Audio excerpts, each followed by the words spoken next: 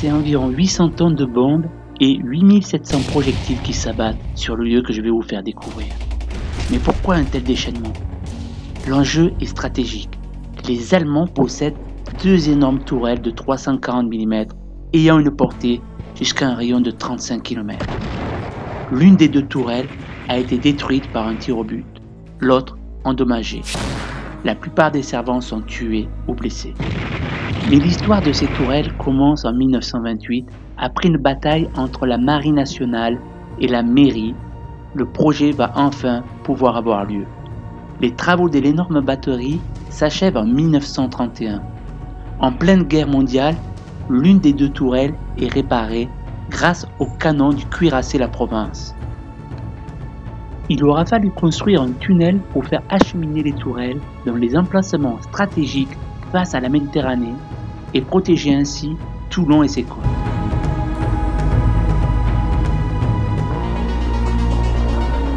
Bonjour à tous pour ce nouvel épisode de Zone Urbex Terra Découverte. Aujourd'hui, je vous amène dans les entrailles secrètes des souterrains qui appartiennent à la Marine nationale.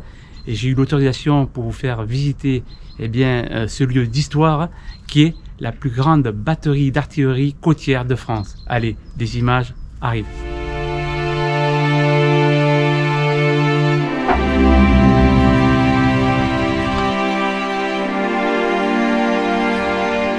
Allez, on rentre au PC de commandement.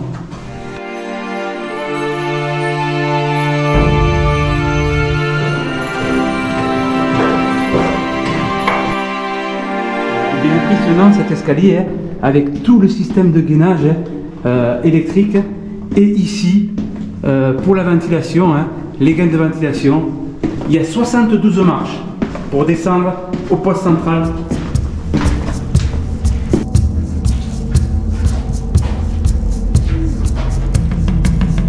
Il y a aussi le réservoir, la cuve gazole principale. Et ici, vous voyez, l'indicateur pour savoir combien il y avait dans la cuve. Et c'était les systèmes pneumatiques, vous voyez. Il suffisait de tirer et on voyait le niveau de la cuve à gazole.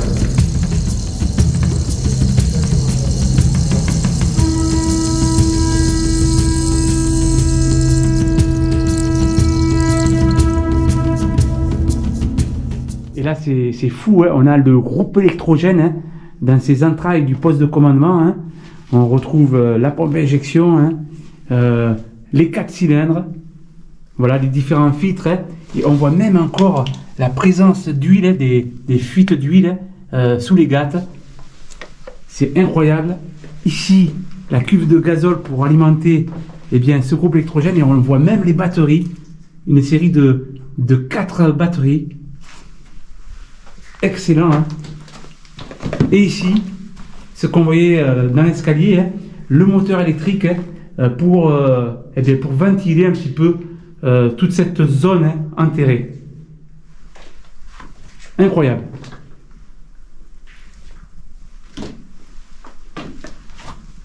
Ici, on a un deuxième groupe électrogène. Vous imaginez bien que dans ce lieu, on doit être toujours opérationnel. On ne doit pas être en avarie, donc s'il y avait un groupe électrogène en avarie, il y avait quand même un deuxième pour continuer à rendre opérationnelle cette batterie d'artillerie. C'était bien des moteurs Aster, contrôle de température, des pressions, huile du moteur. Voilà, avec le premier groupe électrogène ici et le deuxième un peu plus au fond. Voilà, c'est un peu ici la salle technique, la salle opérationnelle pour faire fonctionner le poste central et tout l'ensemble de ces souterrains.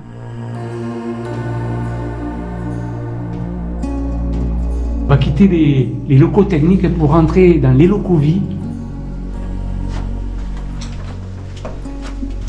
Logiquement, on devrait retrouver une vingtaine de couchettes qui permettaient de faire fonctionner tout le système de la batterie artillerie.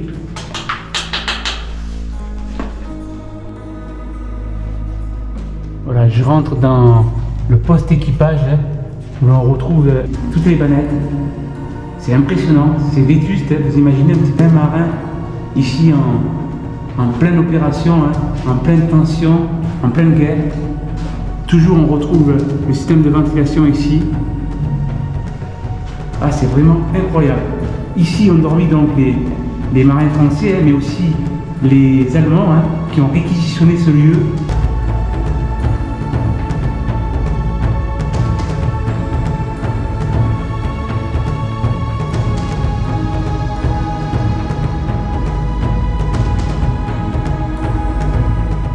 Allez, on continue la visite.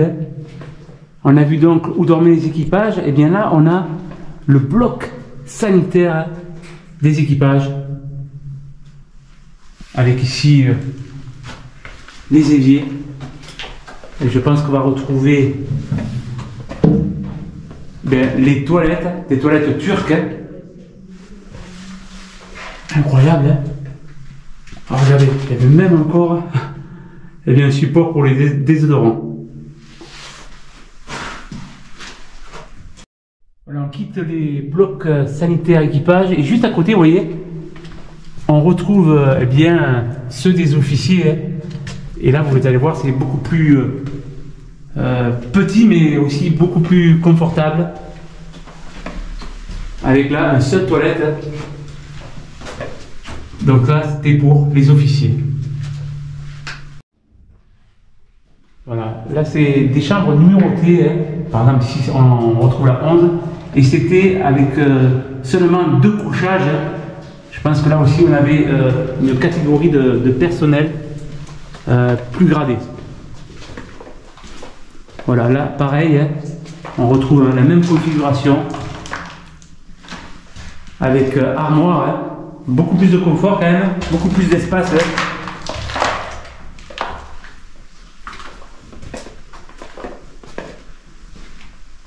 On a un petit groupe qui, ça permettait un peu d'enlever l'humidité dans toute la zone souterraine où vivaient ces marins. Voilà, une autre chambre de 2 gradés. Donc vous voyez là quand même il y a de quoi ranger et plus d'espace et donc moins de proximité que nos chers équipages. Ici on a la chambre la plus luxueuse qui à mon avis était pour le commandant de ce centre, avec ici son propre chauffage, le lit, un seul lit, une armoire, un bureau et bien sûr là on est quand même dans la chambre du commandant avec l'évier et son propre toilette. Voilà, dans ce monde souterrain, les marins étaient autonomes. On l'a vu tout à l'heure avec les 2 groupes électrogènes Aster et ils étaient aussi autonomes donc en électricité mais aussi en eau. Vous voyez ici, il y a les cuves et les réserves d'eau juste au-dessus.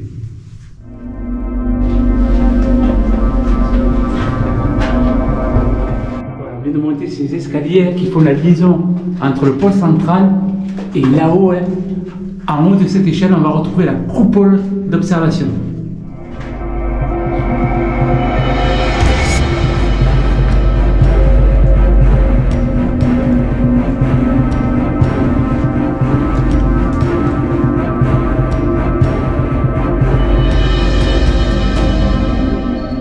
Dans un endroit stratégique ici, puisque la mission, si elle veut être réussie, elle se fait d'ici, grâce à ce système de visée par un jeu de miroir qui permettait d'identifier la distance des bâtiments adverses.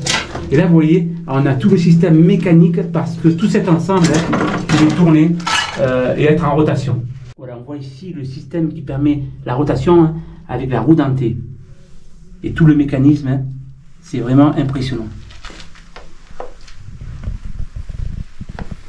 Ici, on voit les meurtrières qui permettaient d'observer côte depuis les hauteurs de ce poste central de commandement.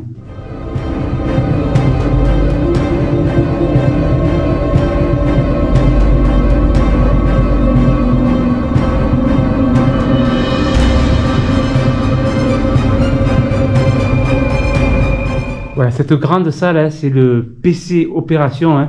C'est ici que, pareil, tout se décidait où le personnel, les militaires travaillaient sur les cartes. Et là-bas, de l'autre côté, c'était le personnel des transmissions.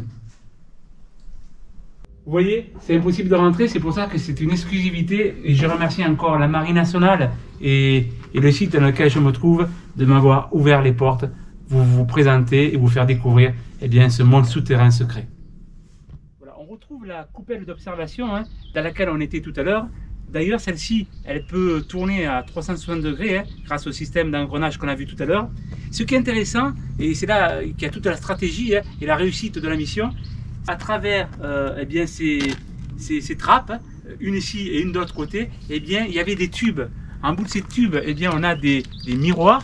Et la superposition des miroirs qui renvoyaient cette image permettait de définir la cible des bâtiments adverses, d'où l'importance de ce lieu.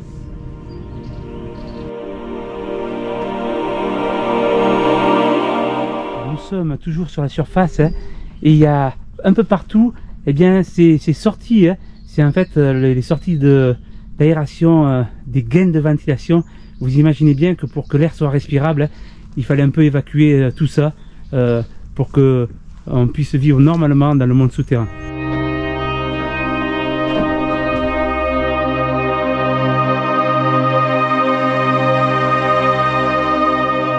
Dans ce long tunnel, on peut observer les rails qui permettaient bien le transport du matériel à travers des wagonnets.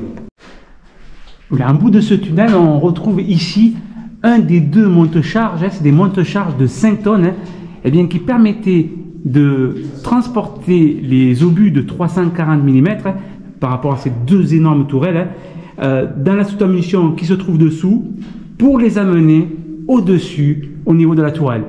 Et on voit de l'autre côté eh bien, le deuxième monte-charge. On retrouve le deuxième monte-charge de 5 tonnes, toujours avec la même fonction, et celui-ci est nommé ascenseur droit. Voilà, je me retrouve ici dans la zone de stockage, notamment des obus, et vous voyez quand même, parce que vous imaginez bien que ces obus avaient un certain poids, une certaine dimension, c'est des obus de 340 mm, ils étaient trimballés à travers ce rail dans cette pièce.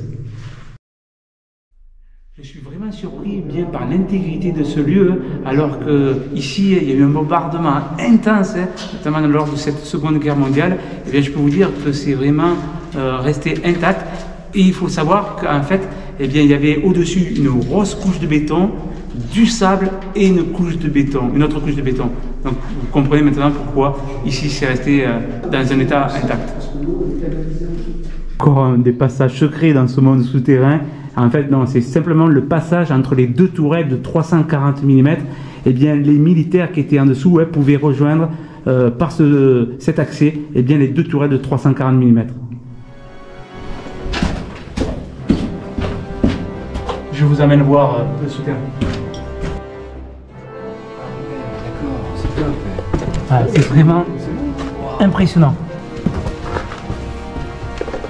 Alors, vous imaginez, en pleine tension, ces marins courir d'une tourelle à l'autre pour défendre la côte. C'est vraiment impressionnant.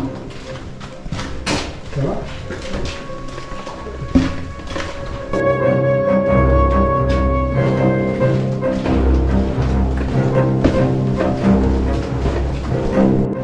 Voilà, je peux vous amener que jusqu'ici, parce que là, maintenant, c'est bouché.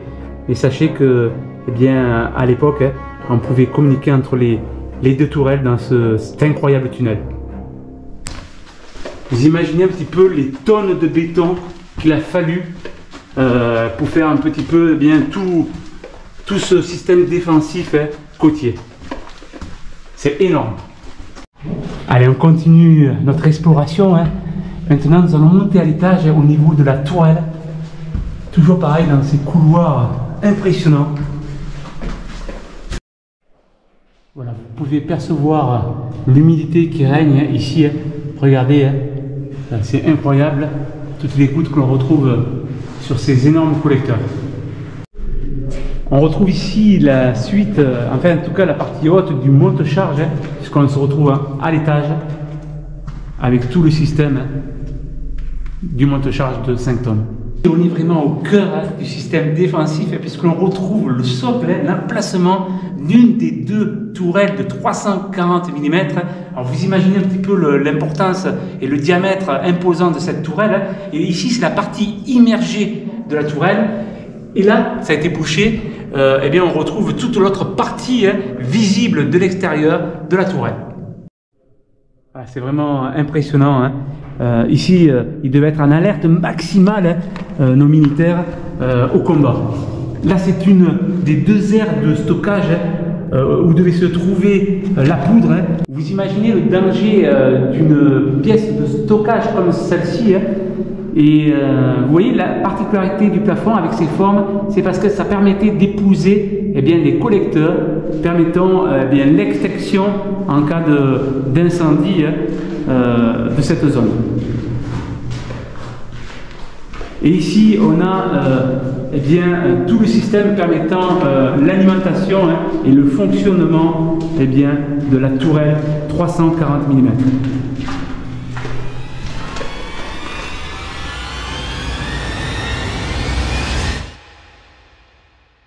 Et on a pareil de l'autre côté, et on retrouve bien sûr tous les systèmes pour transporter les obus, avec, regardez-moi cette pièce mécanique au niveau du rail.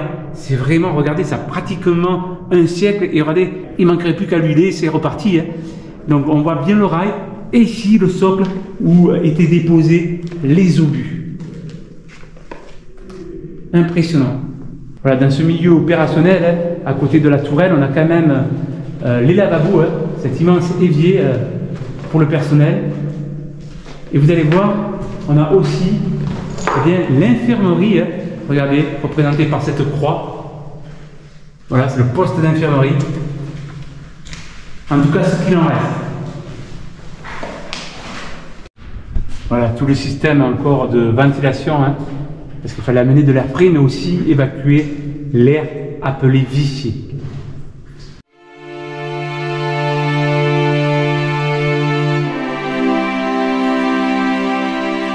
Ici, un projet anti-atomique a failli voir le jour. La batterie a été remplacée par un centre de renseignement et de direction de tir en 1957, mais le lieu fut démantelé en 1959 et puis laissé dans l'oubli en 1965. S'achève cet épisode Zone Urbex Terra Découverte, j'espère que ça vous a plu. C'est quand même une exclusivité que vous avez eu droit aujourd'hui, rentrer dans ces entrailles, ce monde souterrain qui protégeait la côte varoise, ces tourelles, ces marins, bref, en tout cas c'est super passionnant. Urbex militaire, et je remercie encore la Marine nationale et le site dans lequel je me trouve de m'avoir ouvert les portes pour justement vous faire partager ce magnifique lieu d'histoire. En attendant, je vous dis à très bientôt pour un prochain épisode.